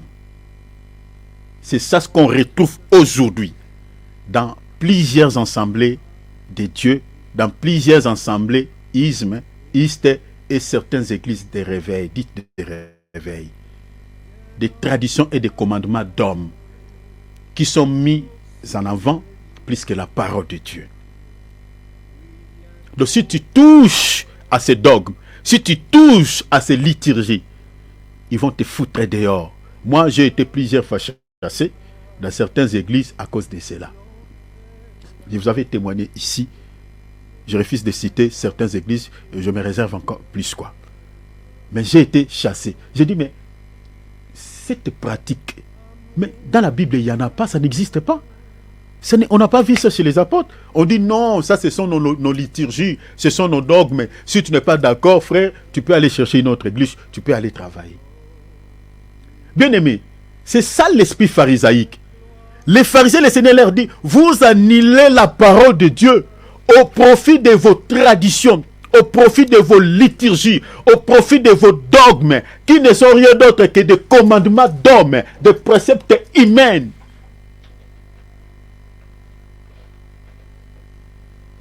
C'est ça ce qu'on retrouve aujourd'hui.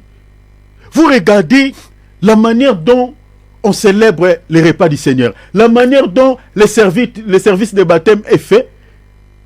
Mais vous avez... Oh non, nous dans notre église c'est comme ça. C'est ça l'esprit pharisaïque. Donc bien aimé, ne vous fiez pas parce qu'ils confessent Jésus. Ne vous fiez pas parce qu'ils font des choses de la même manière que nous. Ne vous fiez pas parce que vous les voyez chanter Jésus, ils louent Jésus avec joie. Tous, attention, vérifiez la doctrine. Vérifiez la doctrine. Parce que l'esprit pharisaïque ne s'était pas arrêté à l'époque de Jésus.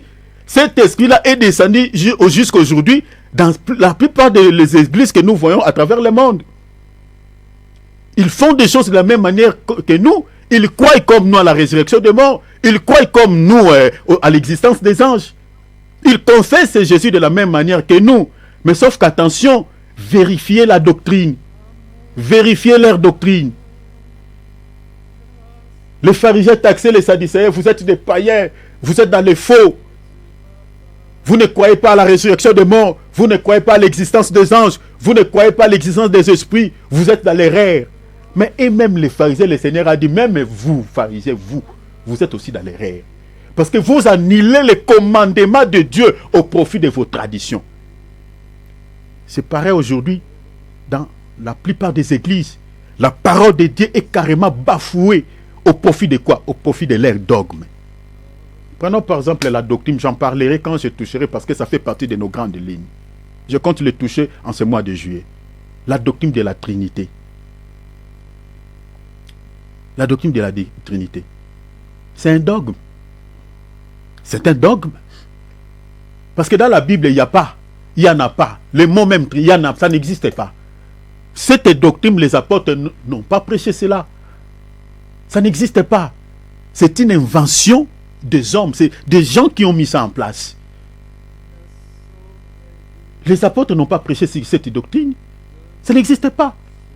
Et si vous allez dans les églises qui croient à cette doctrine, chers enfants de Dieu, parce que c'est un dogme, si vous allez là-bas, on va d'abord te faire avaler cela. Avant de travailler avec eux, il faut d'abord croire à cette doctrine. Si vous ne croyez pas à la doctrine de Trinité, peu importe la manière dont tu peux prêcher la parole, peu importe la manière dont tu peux déchirer les Écritures, Entrez dans les ténèbres de la Bible. Entrez dans les avenirs de la Bible. Expliquez Jésus en long et en large. Peu importe les révélations que tu peux recevoir de la part de Dieu, tu leur donnes. Mais si tu ne crois pas ces dogmes, bien-aimé, tu ne travailleras pas avec eux. Vérifiez ce que je vous dis.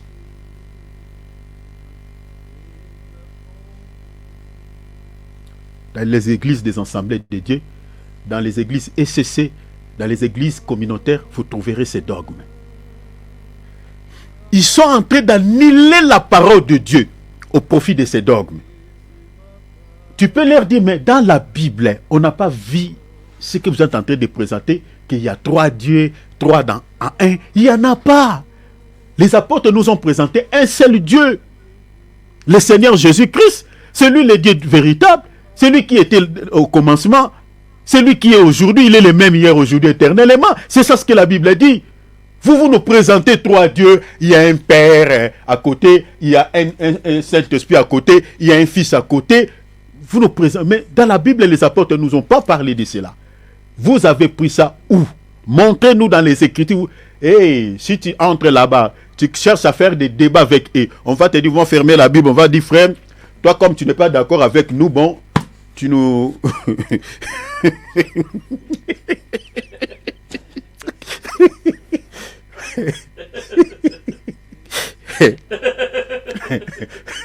Oh mon Dieu, ne me fais pas rire, frère Philippe.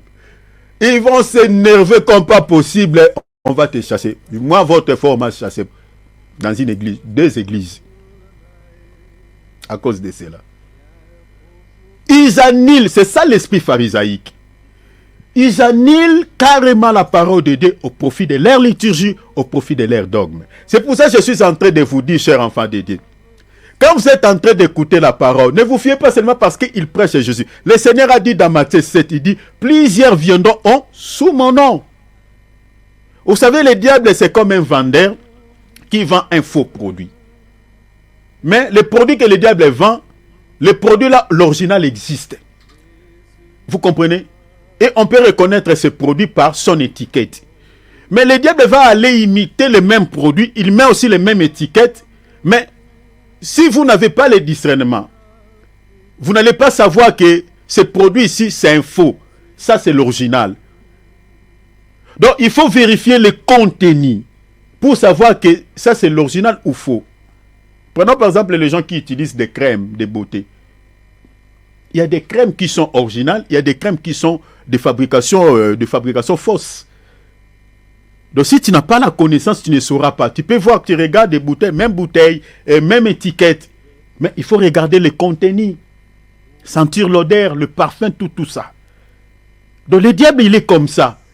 Il vous présente un évangile, il parle de Jésus. Ils font des choses comme nous. Mais attention, regardez le contenu de leur message, vérifiez la doctrine. Les pharisiens croyaient à la résurrection. Ils croyaient à l'existence des anges. Ils croyaient à l'existence des esprits. Les Sadducéens, ils étaient radicaux. Ils disent non, la résurrection des morts n'existe pas. Les anges n'existent pas non plus. Mais les croyants disent non, vous êtes dans l'erreur. Nous croyons. Malgré ils croyaient.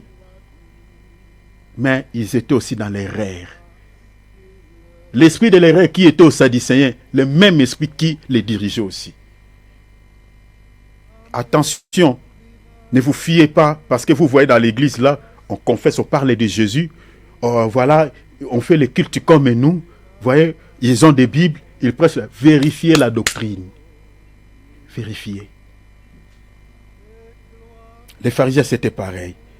Regardez, par exemple, je vous donne une écriture, Matthieu 23, 23. Lisons Matthieu 23, 23. Lisons Matthieu 23, 23. Avant de toucher les fausses doctrines qui étaient à l'époque des apôtres. Accorde-moi 10 minutes et puis on va s'arrêter. S'il vous plaît, 10 minutes seulement. Et puis on va s'arrêter par là. Lisez Matthieu 23, 23. Malheur à vous, scribes et pharisiens hypocrites. On ne peut pas lancer les paroles de malédiction à quelqu'un qui fait une bonne chose. Donc déjà là, quand on voit le Seigneur lancer des paroles de malédiction aux pharisiens et aux scribes, donc c'est qu'il y avait un souci. Le Seigneur leur dit quoi? Hypocrite. Je vous avais expliqué l'hypocrisie ici, parce qu'il ne faut pas les comprendre dans le sens littéral du terme. Non. Je vous avais expliqué l'hypocrisie dont on parle ici, c'est du levain. Or, le levain, c'est un faux enseignement. Selon les écritures que je vous avais données ici. Continuez. Pourquoi le Seigneur leur lance les paroles de malédiction? Pourquoi? Parce que vous payez la dîme de la menthe. Vous payez la dîme de la menthe, de l'ânette et du cumin. de la nette et du cumin. Et que vous laissez ce qui est le plus important dans la loi, la justice, la miséricorde et la fidélité. Donc, ils avaient la Torah entre leurs mains. Qu'est-ce qu'ils avaient récupéré dans la Torah? Ce qui leur intéresse, c'était la dîme. L'argent, l'ikonda. Comme on voit aujourd'hui, avec les faux prophètes que nous avons, Manning, ils aiment trop parler sur l'argent. C'est pour cela que vos activités n'avancent pas. C'est bien de soutenir l'œuvre de Dieu, c'est bien bon. C'est bien. C'est bien de prêcher aux enfants de Dieu sur les offrandes, de prêcher aux enfants de Dieu sur les dons, c'est bien. Mais il faut aussi donner des enseignements sur l'utilité des offrandes. Pourquoi vous ne donnez pas les enseignements sur l'utilité des offrandes que les enfants de Dieu donnent? Vous leur prêchez seulement, venez donner à Dieu. Venez donner à Dieu et après, vous allez faire quoi avec cette... Que Dieu nous sauve. Parce qu'il faut expliquer aussi, cet argent-là, ça part où? Ça part où? Parlons aussi sur l'utilité des offrandes. C'est une parenthèse que j'ouvre, je referme. Regardez ici. Le Seigneur dit, vous aimez la dîme. Vous êtes en train de demander la dîme aux enfants de Dieu. La dîme de la menthe, la dîme de la nette, la dîme du cumin. Mais le Seigneur dit, dans la loi là, dans la Bible, la Torah que vous détenez, vous négligez ce qui est plus important. Vous voyez la dîme, c'est ce qui touche la chair, vous voyez, l'argent, tout ce qui est charnel, tout ce qui est matériel, vous comprenez? Maintenant, ce que le Seigneur dit ici, le Seigneur dit, vous laissez ce qui est plus important dans la parole de Dieu. Donc quand vous méditez la Bible, vous laissez ce qui peut sauver des vies. Vous laissez ce qui... Vous ne parlez pas sur la justice. Vous ne parlez pas sur la fidélité envers Dieu. Vous ne parlez pas sur la miséricorde. C'est ça ce qui est capital. C'est ça ce qui est plus important. Pourquoi vous ne parlez pas sur la fidélité envers Dieu? Pourquoi vous ne parlez pas sur la justice? Pourquoi vous ne parlez pas sur la miséricorde? Aujourd'hui, nous avons des chrétiens qui ne sont pas compatissants. Un chrétien qui est malade, un chrétien qui souffre. Ce chrétien-là, il a la possibilité, la capacité d'aider ces chrétiens. Mais il ne le fait pas. Des chrétiens qui sont sans compassion. Parce que Dieu nous sauve. J'avais parlé ici sur l'amour, ce premier commandement. Dans nos assemblées, il n'y est plus. Parce que les hommes de Dieu ne jouent pas les rôles, n'en parlent plus. Parce que dans l'amour, il y a aussi la pitié, il y a la compassion. Mais nous avons des chrétiens qui ont un cœur dur. La justice. Vous savez, le contraire de la justice, c'est l'injustice. Lisez 1 Corinthiens chapitre 6, verset 9. Quand on parle de l'injustice dans la Bible, on fait référence au péché. Au péché. Et quand on parle de la justice, c'est-à-dire on parle de la sainteté. La vie de la crainte de notre Seigneur. Le Seigneur a dit, sur ce, le royaume est quoi? Et la justice. La justice est liée au royaume. Et les pharisiens, de tels enseignements qui ciblaient l'âme, qui ciblaient l'esprit, cela ne leur intéresse pas. Ils ne prêchaient pas ça dans leur synagogue. La fidélité. Jésus est venu dire à l'église de Smyrne, je sais que tu traverses des moments durs. Je sais que vous allez être éprouvés par les diables, mais restez fidèles jusqu'à la mort. Beaucoup de chrétiens aujourd'hui ne sont pas fidèles envers Jésus. Beaucoup de chrétiens, moindre situation compliquée, moindre souffrance, ne sont plus fidèles. Ils cèdent à l'ennemi. Ils abandonnent la foi.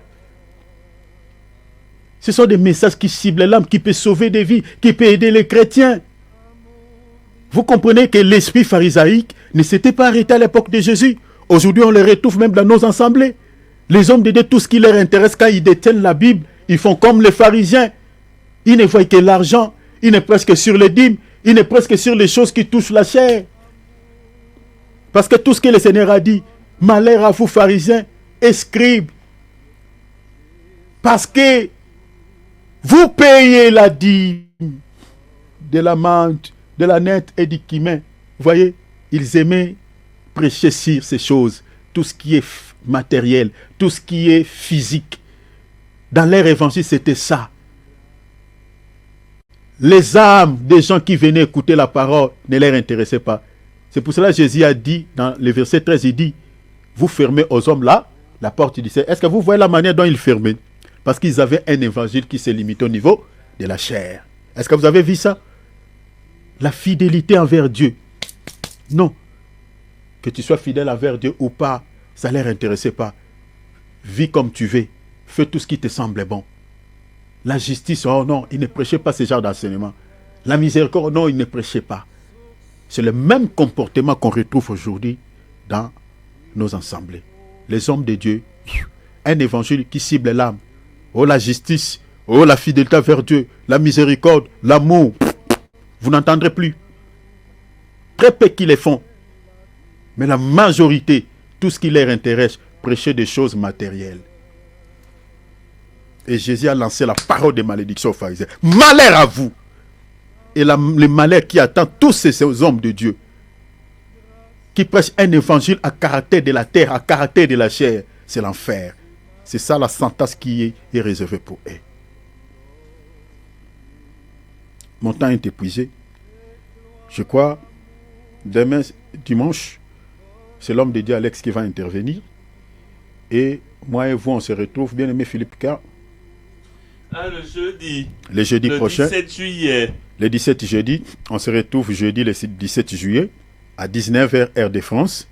Et puis 18h heure d'Afrique. Donc, sauf changement des dernières minutes, mais je sais que l'homme de Dieu Alex, c'est lui qui va intervenir ce dimanche à 10h heure de France et puis 9h heure d'Afrique. Donc, je crois que quand je reviendrai, je vais continuer à vous parler certains courants qui étaient aussi à l'époque des apôtres. Et comment les apôtres enlevaient ces saletés par des enseignements pires par la sainte doctrine. Parce qu'un vrai ministre de Dieu, s'il est dans le milieu où la fausse doctrine est prêchée, lui aussi il viendra avec présenter aux enfants de Dieu la sainte doctrine, un évangile pire pour enlever cette saleté. C'est ça le rôle d'un vrai ministre de Dieu. C'est ça ce que nous sommes en train de faire. Donc, vous êtes des responsables de vos âmes, des sentinelles de vos âmes. Veillez, veillez. Il y a un paradis à gagner et un enfer à éviter. Veillez. Ne dis pas que non, moi, si mon pasteur prêche un faux évangile, moi je ne viens pas pour lui, ça lui regarde avec, avec son Dieu, tout ça, moi ça ne m'intéresse pas, moi je viens seulement écouter la parole, je fais ma part. Tu ne fais pas ta part. L'évangile là que tu écoutes là ne sauvera pas ta vie. La Bible que tu as, médite cette Bible et cherchez à comprendre la parole de Dieu. Prie le Seigneur qui te donne son esprit, quand tu lis la Bible, de pouvoir tirer aussi une leçon spirituelle quand tu lis un verset. Demande cela, parce que ton salut est lié à cela. Si tu négliges la méditation, eh bien, tu seras surpris ces jours-là. Ouvrons nos micros, nous allons prier. Ouvrons nos micros, groupe WhatsApp, nous allons prier. Demande l'aide de Dieu. À la manière dont tu as compris cet enseignement, à la manière dont tu as compris tout ce qu'on vient de dire, demande la grâce de Dieu. Demande la connaissance auprès du Seigneur. Demande au Seigneur qui te donne la connaissance. Je m'adresse au groupe WhatsApp, ouvrons nos micros, nous allons prier s'il vous plaît. Demande au Seigneur qui te donne la vraie connaissance. Parce que ton salut est attaché à cela. Ton salut est lié à la parole que tu écoutes. Si tu écoutes mal, ton salut est en jeu. Alors demande la grâce, demande l'aide de Dieu. Prions ensemble tous. Alléluia. Seigneur Jésus.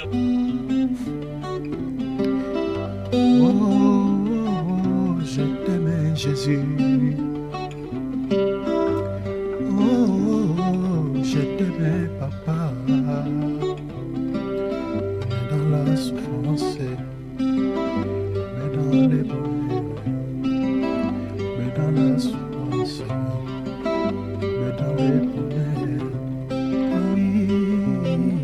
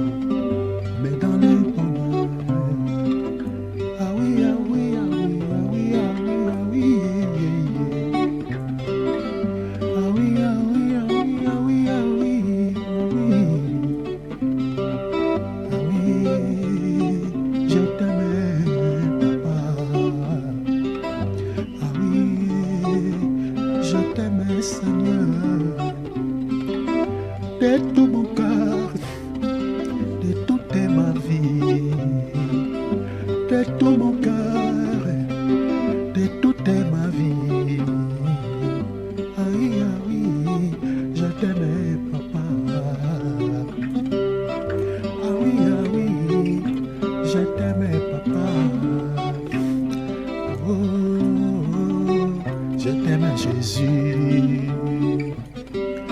Oh, je t'aime, papa.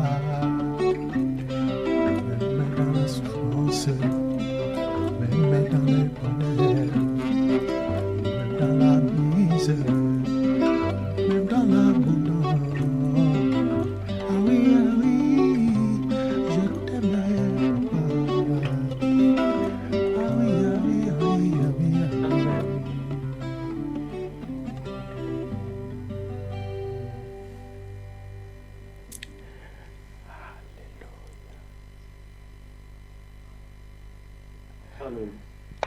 Amen, amen. Acclamons le Seigneur.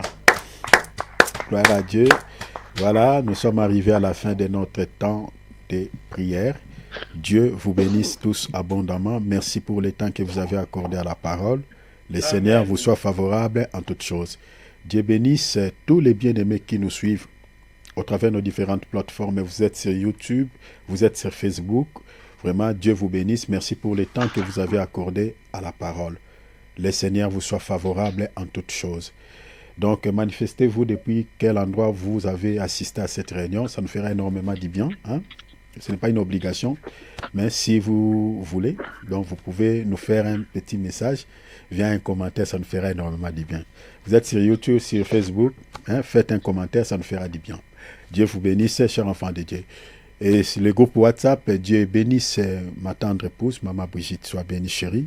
Michael, soit béni. Génovin, Jessili, mes enfants, soyez bénis. L'homme de Dieu, Alex, Dieu te bénisse également avec ta tendre épouse. Maman Nancy, soyez bénie. Et mes enfants, Maël, Alexia, soyez bénis.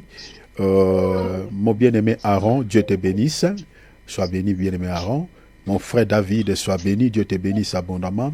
Mon bien-aimé Philippe, soyez béni. Voilà, vraiment, Dieu vous bénisse tous. Voilà. Amen, amen. Saluons-nous les uns les autres. C'est par ici qu'on s'arrête. Voilà. Soyez bénis. Saluons-nous, saluons-nous. Amen. Dieu te bénisse, mon frère Alex. Amen. Amen. Dieu te bénisse, maman Adrienne. Amen, amen. Dieu te bénisse, ma sœur Brigitte. Amen, amen. Amen. Amen, Dieu te amen. bénisse, mon frère Thierry. Amen, amen, mon frère Philippe. Il y a aussi les frères Aaron. Dieu te bénisse, mon frère Aaron. Voilà. Voilà, frère Aaron, ton micro, hein, je ne sais pas, ton micro est fermé. Si tu peux l'ouvrir, hein, tu salues les gens, ça sera bien.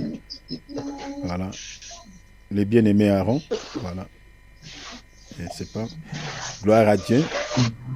Voilà. Vraiment, je vous souhaite tous très belle soirée dans la paix de notre Seigneur et Sauveur Jésus-Christ. Amen.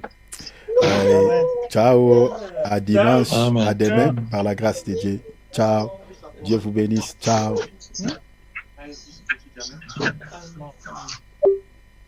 La caisse de vis, il est là-bas. Voilà.